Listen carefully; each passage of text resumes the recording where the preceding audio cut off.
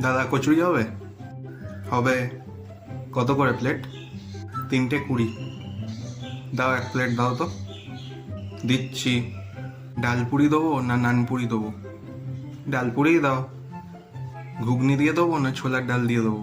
ঘুগনি দিয়েই দাও। শাল পাতায় দেবো না থার্মোকলের পাতায় দেবো?